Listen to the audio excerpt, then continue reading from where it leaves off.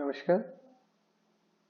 तो आज हम जो हमारा पॉल्यूशन का टॉपिक चल रहा है उसके अंतर्गत वाटर पॉल्यूशन के बारे में कुछ डिटेल्स और देखेंगे।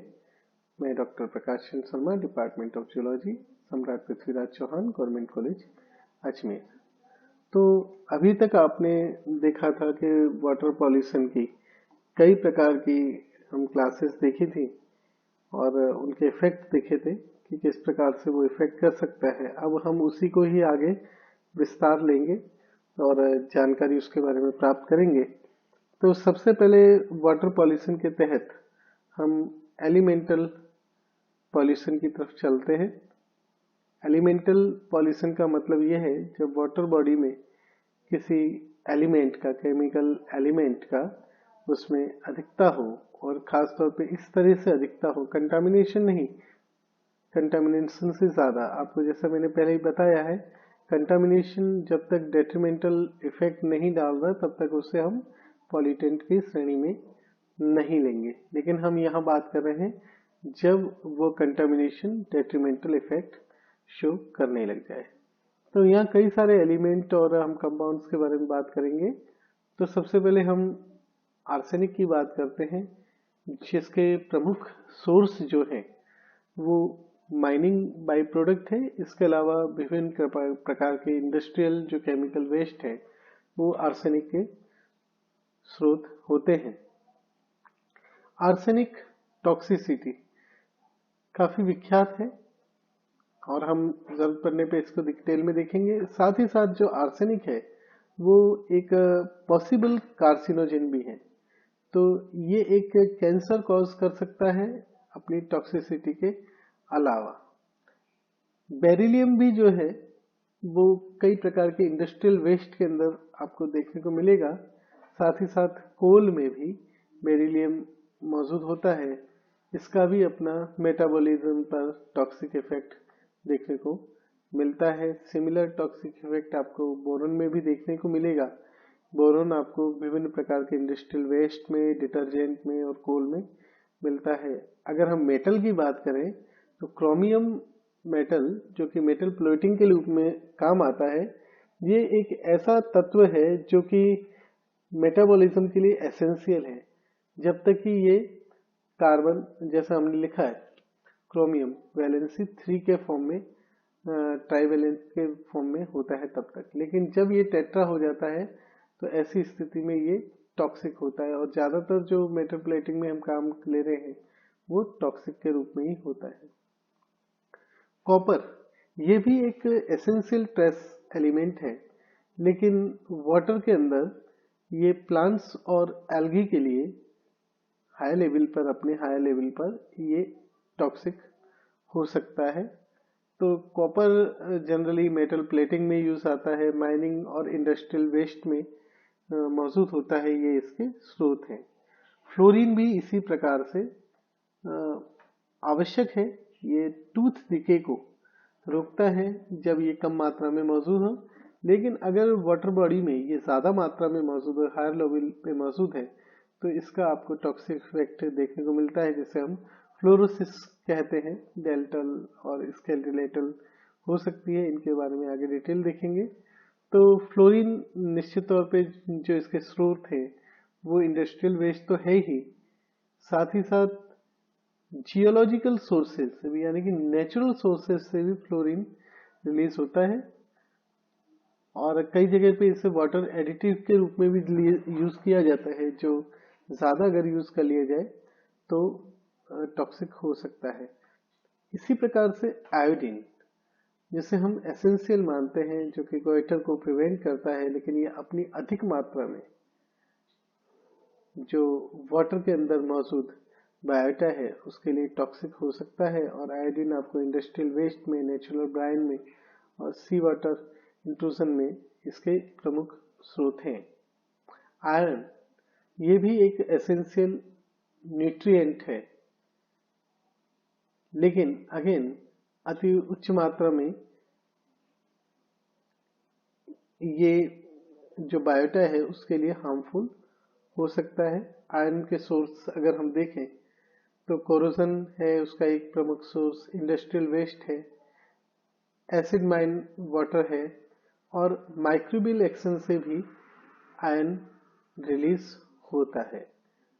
इसके अलावा लेड टॉक्सिसिटी के बारे में आपको बहुत अच्छे से मालूम होगा। लेड टॉक्सिक है, वाइल्ड लाइफ को भी प्रभावित करता है, और इंडस्ट्रियल वेस्ट में आपको देखने को मिलेगा, फॉसिल फ्यूल में देखने को मिलेगा। हालांकि फ्यूल के अंदर लेड का उपयोग अब बहुत कम होने लगा है, माइनिंग में लेड मिल रहा है। मैंगनीज मुख्य तौर पर ये प्लांट्स के लिए टॉक्सिक होती है, ये इंडस्ट्रियल वेस्ट में मिलेगी आपको। माइक्रोबियल एक्शन से भी मैंगनीज रिलीज होती है। मरकरी, अगेन मरकरी टॉक्सिसिटी के बारे में हम डिटेल पढ़ेंगे और आप जानते भी होंगे उसके बारे में। तो मरकरी भी टॉक्सिक होता है, और एनारोबिक बैक्टीरिया के जरिए ये मिथाइल मरकरी कंपाउंड्स के रूप में मोबिलाइज भी होता है, और ये मरकरी आपको इंडस्ट्रियल वेस्ट, माइनिंग और कोल में मिलेंगे।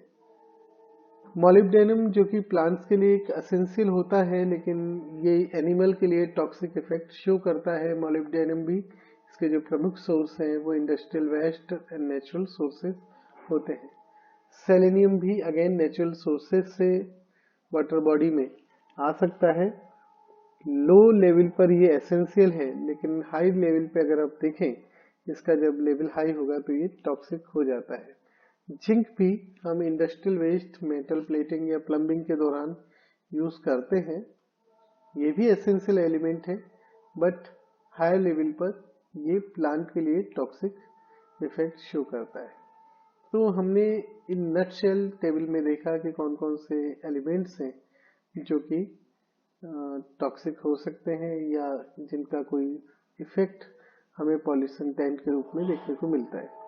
तो कई जो हैवी मेटल हैं वो देखा जाए तो मोस्ट हार्मफुल एलिमेंटल पॉल्यूटेंट्स है। खासतौर पे अगर हम देखें कि ह्यूमन के लिए उनकी टॉक्सिसिटी कितनी ज्यादा है, तो उस हिसाब से ह्यूमन में अगर हम देखें तो लेड, टिन ये सबसे ज्यादा टॉक्सिक है। इसके अलावा बाकी अगर दूसरे एनिमल्स और प्लांट्स के वगैरह में देखें तो कैडमियम, कॉपर, मरकरी और इवन कई केसेस में आयरन भी, जो भी एक हेवी मेटल है, ये हार्मफुल हो जाता है। तो अधिकांश जो हैवी मेटल होते हैं उनकी सल्फर के साथ बहुत हाई एफिनिटी होती है, और क्योंकि ये सल्फर के साथ में बहुत हाई एफिनिटी शो करते हैं, इस कारण से ये विभिन्न एंजाइम्स की जो फंक्शनिंग है उसको बहुत आसानी से डिसरप्ट कर सकते हैं, क्योंकि ये एंजाइम्स के जो सल्फर ग्रुप्स हैं उनके साथ बॉन्ड बना लेते हैं। तो याद रखिए, जो हैवी मेटल्स हैं वो सल्फर के साथ हाई एफिनिटी शो करते हैं। इसके कारण से वो एंजाइम्स के अंदर जो सल्फर ग्रुप मौजूद है उससे बॉन्ड बना लेते हैं, जिससे एंजाइम की जो फंक्शनिंग है उस पर बहुत बुरा असर पड़ता है। हैवी मेटल जैसे कैडमियम, कॉपर, लेड, मर्क्यूरी जो है ये सेल मेम्ब्रेन के साथ बाइंड कर जाते हैं, और इस प्रकार से ये सेल मेम्ब्रेन में जो मौजूद एंजाइम है उनके साथ बाइंड कर जाते हैं। इस प्रकार से ये सेल वॉल, प्लांट की सेल वॉल खासतौर पे, उसके थ्रू होने वाला जो ट्रांसफर प्रोसेस है उसको बहुत बुरी तरह से प्रभावित करते हैं, और प्लांट इस केस में खासतौर पे बहुत ज्यादा प्रभावित होते हैं। एनिमल पे भी ये टॉक्सिक इफेक्ट इसी प्रकार से शो करते हैं, जहां पर मेम्ब्रेन जो ट्रांसपोर्ट है उस पर नेगेटिव असर देखने को मिलता है। साथ ही साथ जो हैवी मेटल है वो फॉस्फेट बायो कंपाउंड्स जो है उनको प्रेसिपिटेट भी कर देते हैं, और या उनके जो डिकम्पोजिशन है उसको कैटेलाइज कर देते हैं। इसके अलावा एलिमेंटल पॉल्यूशन में हम केवल मेटल की बात कर रहे हैं अभी, लेकिन कुछ मेटलॉइड जो कि नॉन मेटल्स और मेटल्स के बीच में बॉर्डर लाइन एलिमेंट्स होते हैं, उनको हम मेटलॉइड कहते हैं। ये भी बहुत सिग्निफिकेंट वाटर पॉल्यूटेंट्स होते हैं। मेटलॉइड में खासतौर पे अगर आप देखें तो जो आर्सेनिक, सेलेनियम और एंटीमनी है, ये काफी महत्वपूर्ण पॉल्यूटेंट हैं। इसके अलावा कई प्रकार के इनऑर्गेनिक केमिकल्स ऐसे होते हैं जो ट्रेस एलिमेंट को रिलीज करते हैं और कंटामिनेट करते हैं वाटर को, जो हो सकता है कि पॉल्यूट भी कर दे, जैसे क्लोरएल्कली, हाइड्रोफ्लोरिक एसिड, सोडियम डाइक्रोमेट जो कि क्रोमियम यहाँ से आप देख रहे हैं रिलीज हो सकता है, aluminium fluoride, chrome pigments, chromium again, copper sulphate, copper, nickel sulphate, sodium bisulphate, sodium hydrogen sulphate, ये सारे सोडियम मेटल के लिए, sodium bisulphide, titanium dioxide and सबसे महत्वपूर्ण जो बहुत ज्यादा टॉक्सिक है वो है साइनाइड, हाइड्रोजन साइनाइड। तो ये विभिन्न प्रकार के इनऑर्गेनिक केमिकल भी हैं जो कि इससे रिलीज होते हैं, जो वाटर पॉल्यूशन कर सकते हैं। तो हमने यहाँ पर जो एलिमेंटल पॉल्यूशन है, वाटर में होने वाले एलिमेंटल पॉल्यूशन के बारे में हमने जानकारी प्राप्त करी है। नेक्स्ट टर्न पे हम अन्य प्रकार के जो पॉल्यूटेंट्स हैं जो कि वाटर में मौजूद होते हैं उनके बारे में हम विस्तार से चर्चा करेंगे। तो आज हम हमारा जो टॉपिक है, अभी तक आपने क्या समझा कि पॉल्यूशन क्या होता है, पॉल्यूशन के लिए सोर्सेस कौन कौन से होते हैं, पॉल्यूशन के टाइप कौन कौन से होते हैं, ये आपने देखा, और पॉल्यूशन प्रिवेंशन में कौन कौन सी स्ट्रेटजीज हम यूज करते हैं वो भी मैंने आपको विस्तार से बताई। उसके बाद हम अब विभिन्न प्रकार के पॉल्यूशन के बारे में पढ़ रहे हैं। तो हमने वाटर पॉल्यूशन की शुरुआत की है। वाटर पॉल्यूशन में हमने देखा किस किस क्लासेस के पॉल्यूटेंट वाटर में हो सकते हैं, जिनमें से पहला जो एलिमेंटल पॉल्यूशन था, आज हमने उसकी बात की है। नेक्स्ट टाइम से हम अन्य प्रकार के पॉल्यूशन के बारे में चर्चा करेंगे। तो ये आज टॉपिक हम यहीं पे समाप्त करते हैं। धन्यवाद।